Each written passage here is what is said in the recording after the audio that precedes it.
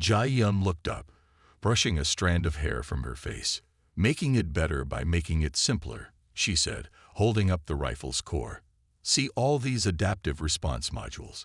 They're basically trying to outsmart the enemy's defenses. But what happens when the enemy's defenses outsmart them back?" She gestured to a modified weapon nearby. "This one just hits hard and fast. No fancy calculations, no trying to predict shield frequencies. Sometimes the best solution is the simplest one." Around them, other human technicians were applying the same philosophy to different weapons. Some were converting energy cannons into railguns. Others were stripping down smart missiles to create simpler but more powerful warheads. Each modification seemed to go against everything the Coalition knew about weapons development. "Smart weapons are great until they get outsmarted," Jai Yun continued, fitting the simple mechanical trigger into the plasma rifle. "The Krathak have learned to counter all our advanced systems, so let's give them something they're not expecting." A week later, the first battle using the modified weapons proved her point dramatically. The Coalition cruiser Starlight engaged a Krathak patrol near the Arcturus sector. When the Krathak raised their adaptive shields, expecting the usual dance of energy weapons and countermeasures, they instead faced a barrage of simple kinetic penetrators and electromagnetic pulses. Their shields, calibrated to handle complex energy signatures, failed completely against the relatively primitive attacks. The battle was over in minutes, marking the first clean victory for Coalition forces in months. Back on Station Gamma, Ha-1 could hardly believe the battle reports. He watched the footage again and again, seeing how the simplified weapons cut through the enemy's defenses like they weren't even there. "It's not just about the weapons," Jai Yun explained during the debriefing. She had been aboard the Starlight during the engagement. "It's about changing how we think about combat. The Krathak expect us to try to outsmart them. Instead, we're going to outfight them." The success led to a full-scale retrofitting program. Human engineers and technicians spread throughout the Coalition fleet, modifying ships and weapons. They replaced complex targeting systems with simpler, more reliable alternatives. They added backup systems that could work without power. They even started teaching Coalition crews how to fight when their advanced technology failed. "They don't just think outside the box," Ha-1 reported to Coalition Command. "They don't even see the box. They see opportunities where we see limitations." The human approach to technology began spreading beyond weapons. They modified ship engines to run on simpler fuel when antimatter wasn't available. They created backup navigation systems using basic stellar cartography. They even started training crews to operate their ships with minimal computer assistance. One day, as Jai Yun worked on modifying another batch of weapons, she noticed Ha-1 studying some old Earth technical manuals. "Interesting reading?" she asked. The alien engineer nodded enthusiastically. "Your species' technological development is fascinating. You never waited for perfect solutions. You just kept improving what you had, making it work better, making it more reliable." "That's because we couldn't afford to wait," Jai Yun explained. "We never had the luxury of perfect technology. We had to make do with what we had and find ways to make it work better." As more battles were fought, and won using human-modified equipment, the Coalition began to understand a fundamental truth about technology and warfare. The most advanced solution wasn't always the best solution. Sometimes, the ability to adapt and improvise mattered more than having the latest technology. "You know what the real problem with the Krathak is?" Jai Yun asked one day as she trained Coalition engineers. "They've never had to solve problems without technology.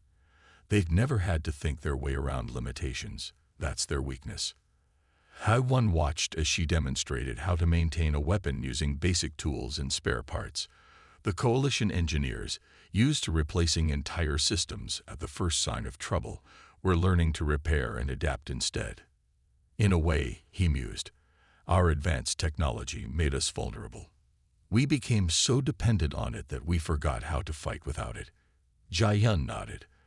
"That's why we're going to win this war," she said confidently. "Not because we have better technology, but because we know how to fight with whatever we have. That's something the Krathak will never understand. As the modified coalition fleet prepared for its next major offensive, HFY realized that humanity's greatest contribution to the war effort wasn't their tactical knowledge or their fighting spirit. It was their ability to take what they had and make it work, to find simple solutions to complex problems, and to never let technological limitations stand in their way. The massive coalition command ship, Eternal Dawn, drifted silently in the void near the Rigel corridor. Colonel Yoon-suk Shin stood before the holographic display, studying the approaching Krathak fleet. Behind him, coalition officers exchanged worried glances. His battle plan seemed like madness to them. "You want to position our heavy cruisers where?" asked his second-in-command, his crystalline form flickering with concern. "That leaves them completely exposed." Yoon-suk smiled slightly.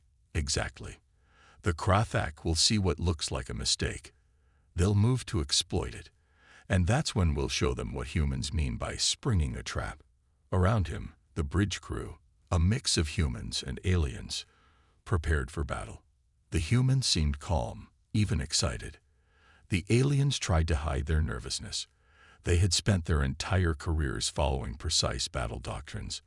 What Yoon-suk proposed went against everything they knew about space warfare. "Listen carefully," Yoon-suk addressed his crew. "The enemy expects us to be logical. So we'll be illogical. They expect us to value our technology. So we'll sacrifice it without hesitation. They expect us to fear death.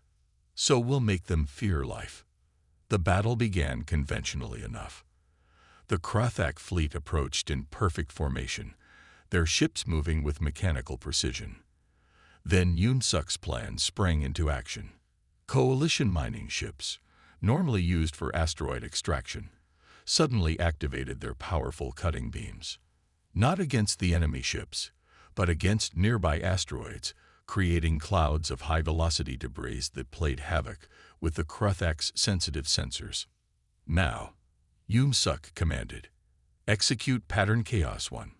Coalition ships broke formation, moving in ways that defied conventional tactics. Heavy cruisers charged straight at the enemy. Support vessels disappeared into debris fields only to emerge at impossible angles.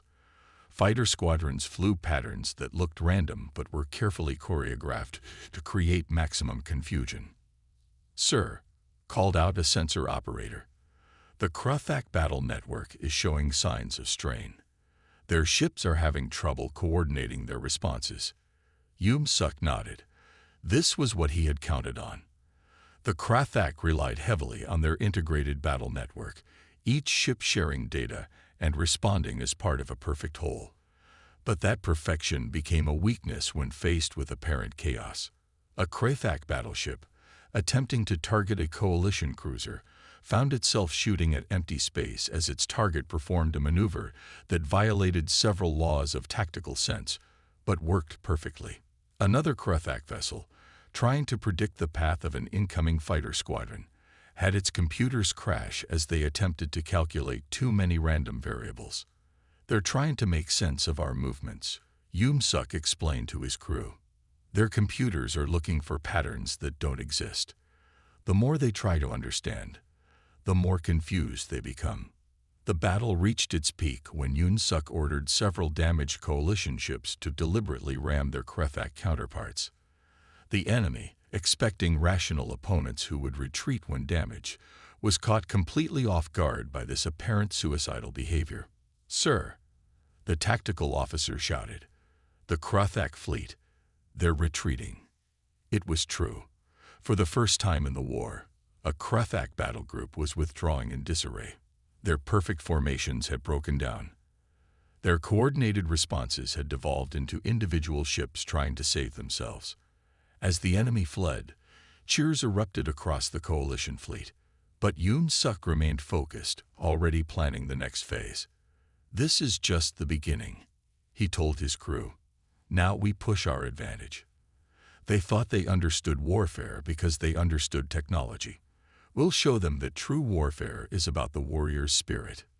In the aftermath of the battle, coalition analysts studied the engagement thoroughly. They were amazed by how effectively Suk's unconventional tactics had disrupted the enemy's superior technology. The Kruthak's greatest strength was their predictability. Suk explained during the debriefing. Every response calculated, every move coordinated. But that strength became their weakness when faced with an enemy who refused to play by their rules. Word of the victory spread quickly through coalition space. Other fleet commanders began adopting similar tactics, introducing elements of controlled chaos into their battle plans. The Kruthak, for all their technological superiority, found themselves increasingly unable to cope with an enemy that seemed to defy logic itself. Remember, Suk told his crew as they prepared for their next engagement, "We're not just fighting with ships and weapons. We're fighting with unpredictability, with creativity, with the human ability to embrace chaos and make it our ally." The Battle of the Rigel Corridor marked more than just a tactical victory. It represented a fundamental shift in how the war would be fought. The coalition had finally found a way to turn the tide, not through superior technology or overwhelming force, but through the uniquely human ability to think outside every box and break every rule in the book. As Suk looked out at the starfield where the battle had been fought, he smiled. The Kruthak would adapt, of course. They always did. But now, they would have to face an enemy that refused to be predictable, refused to be logical, and refused to be beaten. The tables had finally turned. The grand chambers of the Coalition Council fell silent as General Se-Yum Park took her place at the central podium.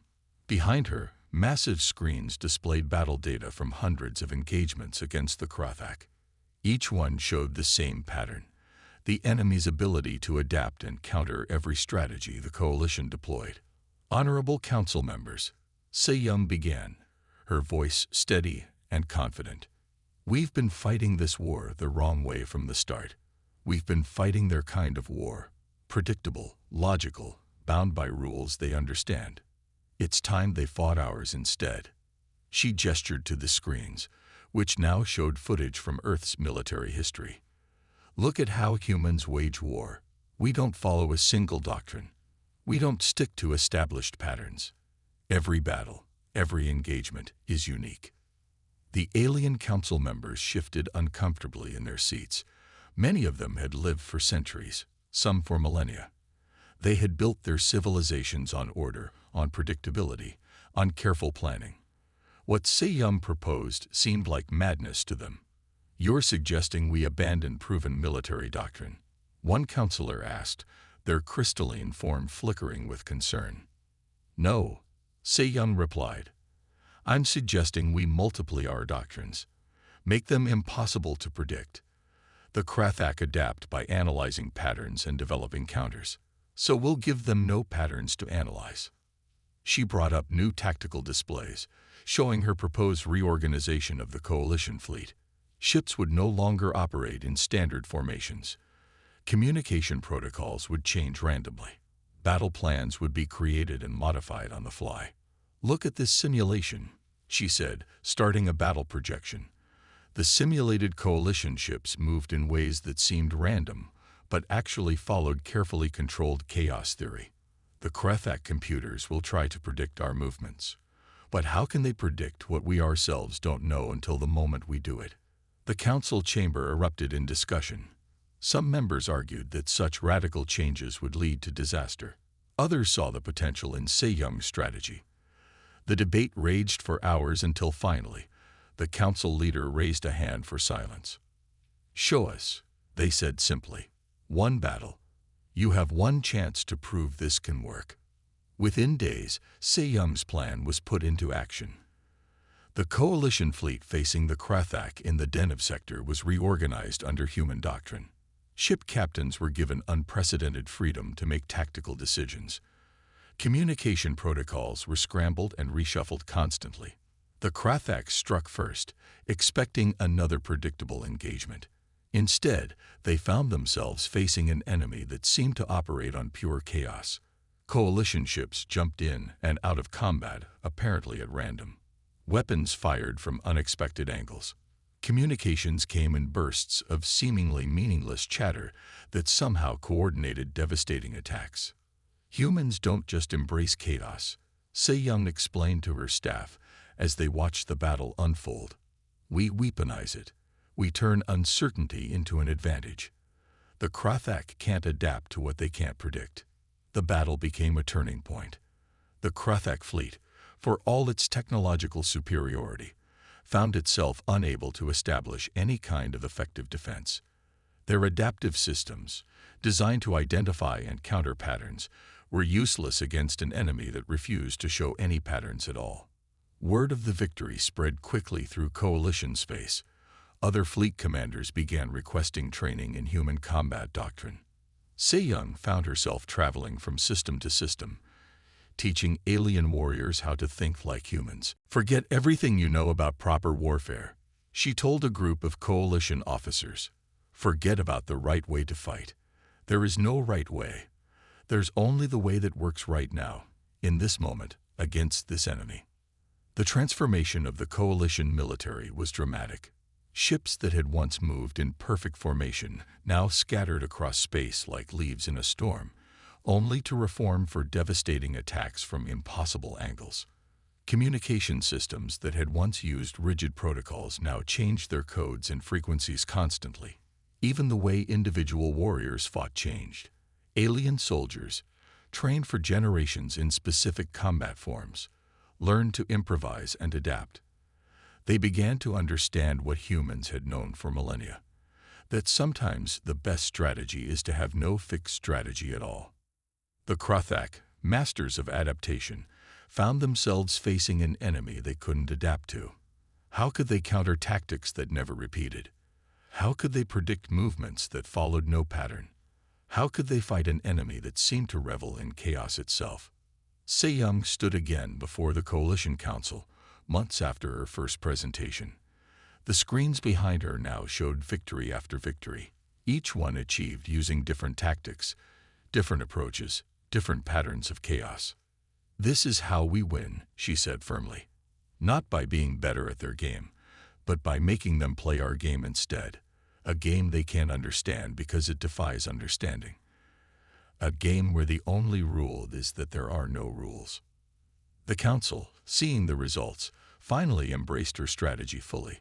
The entire coalition military was reorganized under human doctrine. Every ship, every unit, every warrior learned to fight the human way, unpredictably, adaptively, embracing chaos as an ally. As Se-Young watched the transformation spread through the coalition forces, she thought about humanity's long history of warfare. Every battle, every war had taught humans something vital. That survival often meant breaking rules, thinking differently, doing the unexpected. Now those lessons would help save not just humanity, but all of coalition space. The Krathak were about to learn what it meant to face an enemy that turned chaos itself into a weapon. The Krathak homeworld loomed large in the viewscreen of the coalition flagship, Dawn of Hope. Lieutenant Jin Woo Choi stood before the assembled war council, his hand steady as he pointed to the holographic display of the heavily fortified planet. "We've been thinking about this all wrong," he said, his voice clear and confident despite his junior rank. "Look at how we've been fighting, trying to match their technology, trying to break their defenses. But that's not how we'll win this war." The alien commanders shifted uneasily. They had expected another tactical briefing, another complex battle plan. Instead, this young human officer was suggesting something entirely different. "They think they understand warfare because they understand weapons," Jin Woo continued. "They think they understand victory because they understand territory, but they don't understand the human spirit." He brought up images from Earth's history, armies winning against impossible odds, defenders holding out long past the point of reason, victories achieved through sheer determination rather than superior force. The Krathak believe in perfect systems, in unbreakable defenses. They've never faced an enemy who simply refuses to accept defeat. They've never understood that sometimes the strongest weapon isn't a gun or a shield. It's the determination to keep fighting no matter what. His plan was audacious. Instead of a direct assault on the Krethak defenses, he proposed a series of actions designed to break their understanding of how war should work.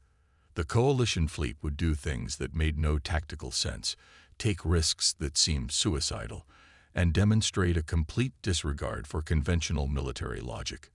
"We'll show them something they've never seen before," Jinmu explained. "An enemy that doesn't fight to win. We fight because we simply don't know how to give up." The battle began at dawn, measured by the Krethak home star. Coalition ships emerged from hyperspace in formations that violated every principle of space combat. Some ships deliberately took damage to shield smaller vessels. Others executed maneuvers that sacrificed tactical advantage for psychological impact. Jinmu coordinated from the command center, watching as the Krethak responded exactly as he had predicted. Their perfect formations, their calculated responses, their logical tactics, all of it fell apart when faced with an enemy that didn't play by any rules they understood. "Look there," he pointed to a section of the battle. "They're trying to predict our next move based on standard tactical doctrine." Talia raised an eyebrow at his response. That's not reassuring. She couldn't help but feel a little irritated. He was clearly hurt, and yet he refused to admit it. It reminded her of something she had read about humans. Their stubbornness. She had never experienced it firsthand, but now she was learning quickly. "I'm serious," he said, looking at her with a faint smile. "I've been through worse.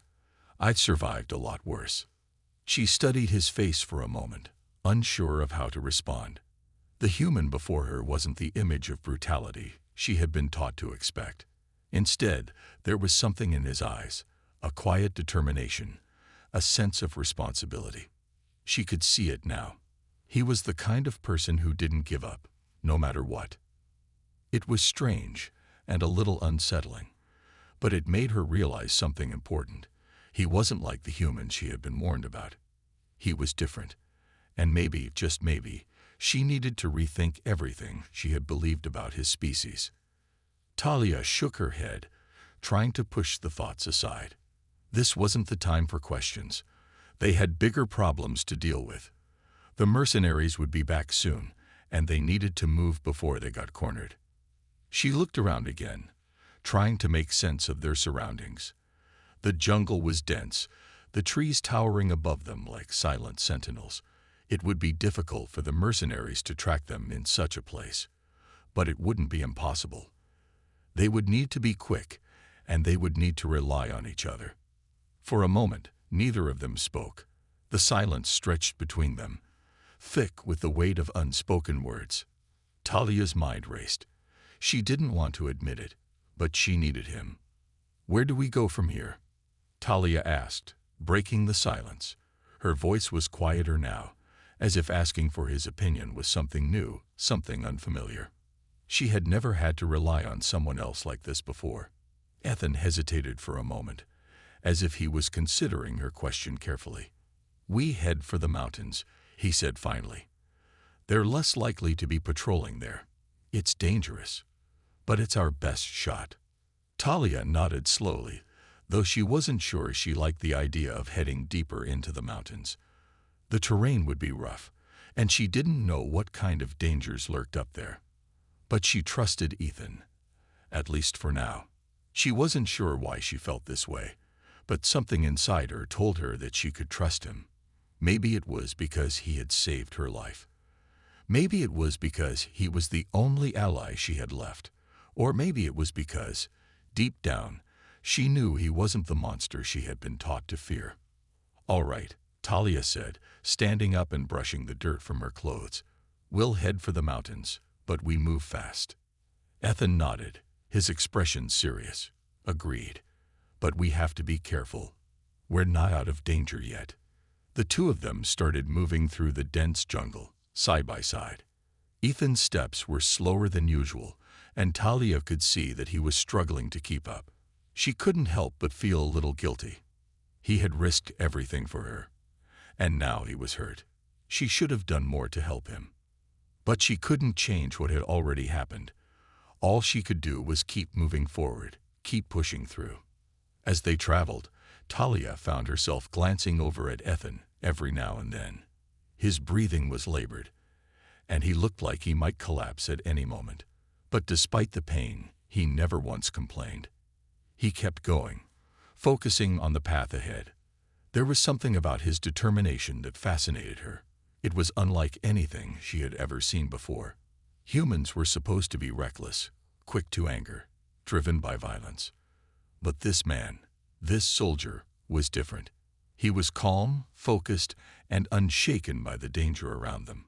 It was as if he had a deeper purpose, something that kept him moving forward no matter what.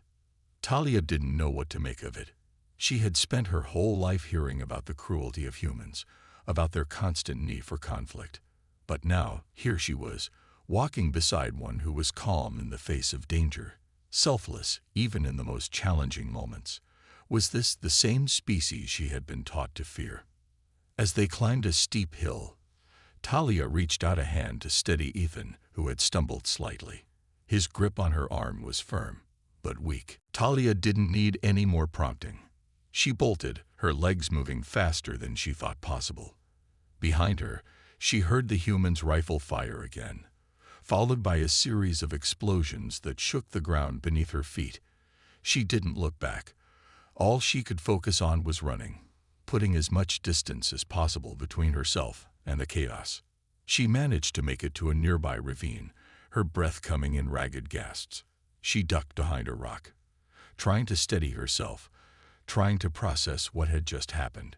Her mind was racing, her thoughts scattered. Was she imagining things? Was this human really helping her? A part of her wanted to believe that maybe he was just doing his job, maybe he was just saving himself. But another part of her, the part that had spent years hating humans, wanted to deny it, to convince herself that this was just an anomaly, that this man was an exception. But as she listened to the sounds of the battle raging on, the answer became clear. The human had saved her life. He hadn't hesitated, hadn't questioned whether she was worth saving. He had acted without thinking, simply because it was the right thing to do. Talia didn't know what to think anymore. She had spent her entire life believing that humans were nothing but dangerous beasts, but here she was, hiding from a battle that he had fought to protect her from. Was he really as bad as the stories had made him out to be? The sound of footsteps broke her thoughts. She spun around, her heart hammering in her chest. But it wasn't the mercenaries. It was the human. He was leaning heavily on a tree, his face pale, and his breathing labored. Blood was soaking through his uniform, a bright red stain on the dark fabric. Talia's heart clenched at the sight of him. He had saved her, and now he was hurt. She had to help him. She didn't know how, but she couldn't just leave him there. She took a step toward him, her feet moving almost instinctively. She didn't know why, but something inside her had shifted. She couldn't explain it, but she wasn't afraid anymore. This human, this bloodthirsty killer, had done something she never thought possible. He had risked his life for hers. Talia knelt beside him, her hands shaking as she touched his shoulder. He winced but didn't pull away. "You're hurt," she said, her voice softer than she intended.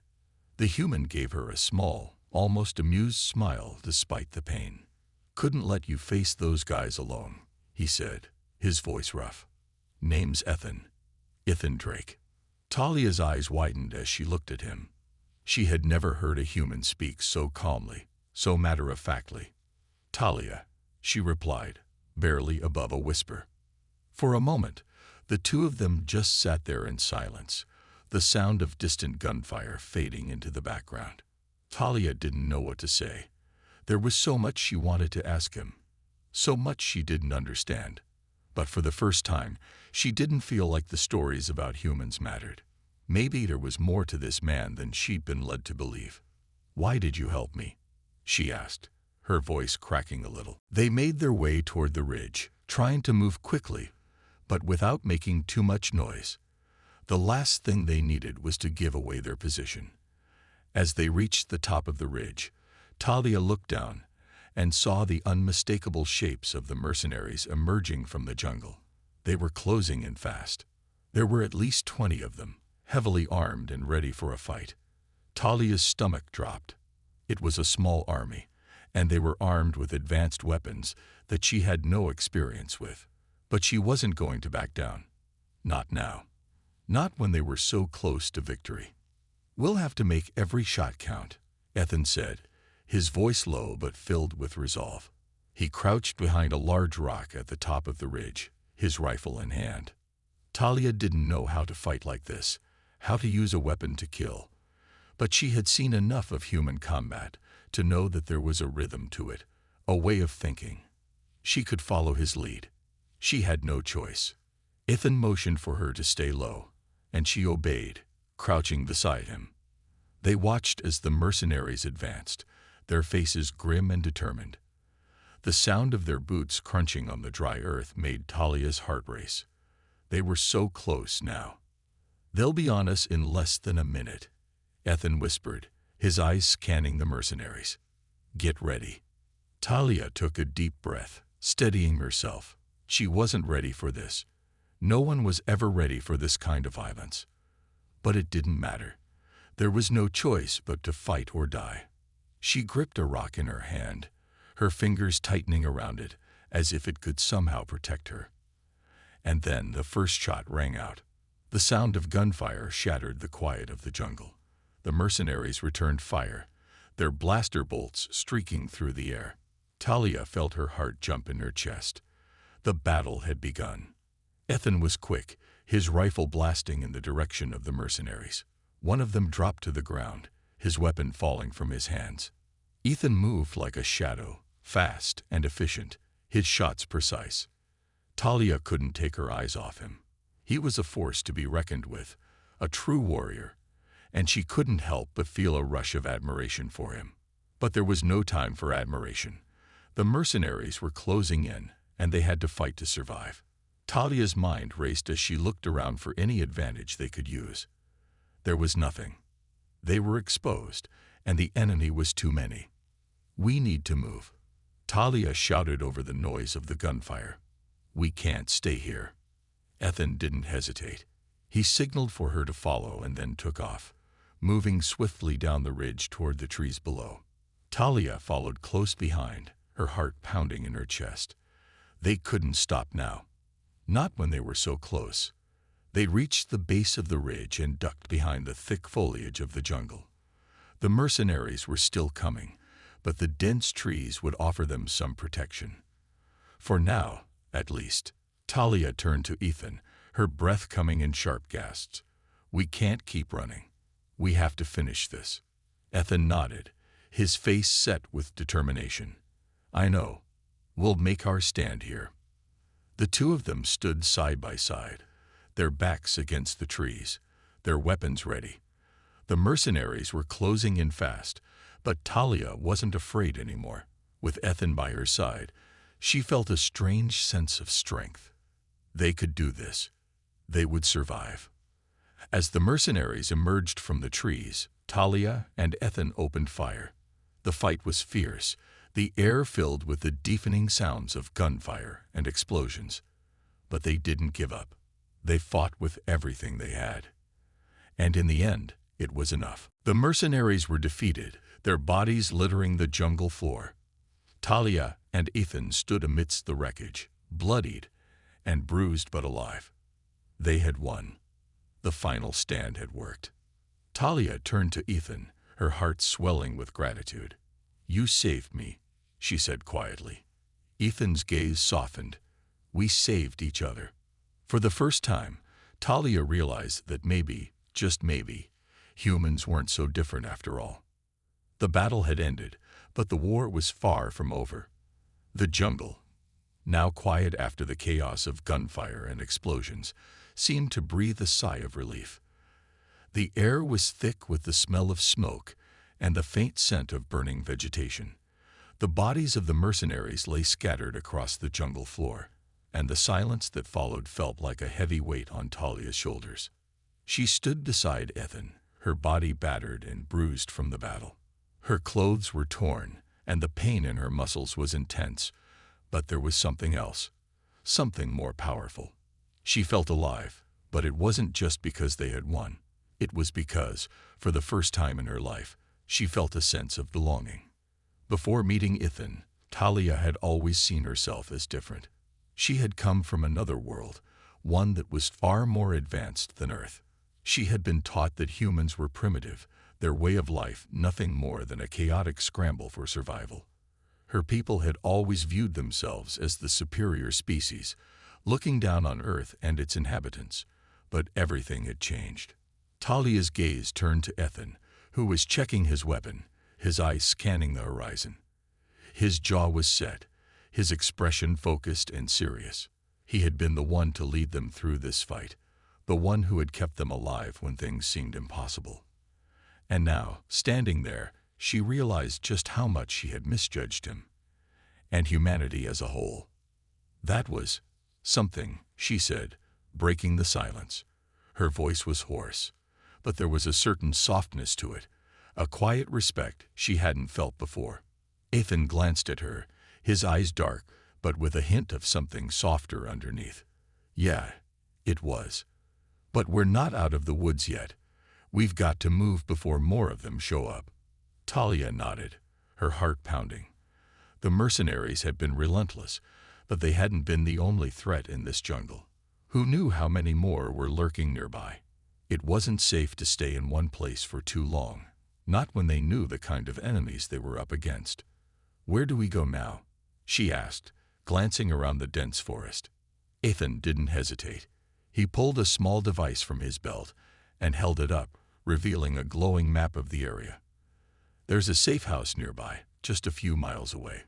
It's hidden, and it should be secure for a while." "Safe house?" Talia asked, raising an eyebrow. "You've been here before?" Ethan nodded. "Yeah, I've had to hide out here a few times. It's a good place to lay low when things get messy." Talia studied him for a moment, her mind racing. She had seen humanity as weak, unprepared, and chaotic. But now, standing next to Ethan, she realized just how wrong she had been. He was resourceful, capable, and resilient in ways she hadn't expected. And maybe that was just the tip of the iceberg. Maybe there was more to humanity than the simple judgments she had made. The truth was, she had never taken the time to understand humans. She had always assumed they were beneath her. But now, after everything they had been through together, she began to see them in a new light. She had watched Ethan fight with incredible skill, navigate the jungle like it was second nature, and make decisions that had kept them alive. He was human, yes, but he was so much more than she had ever given him credit for. "Lead the way," she said finally, her voice calm and steady. Ethan gave a small nod and motioned for her to follow. Together, they began walking through the dense jungle, moving quickly but quietly. Talia kept her senses alert, her mind replaying everything that had happened in the last few hours. They had fought against overwhelming odds, and they had won. But she couldn't help but feel like there was still something she was missing, something deeper that she needed to understand.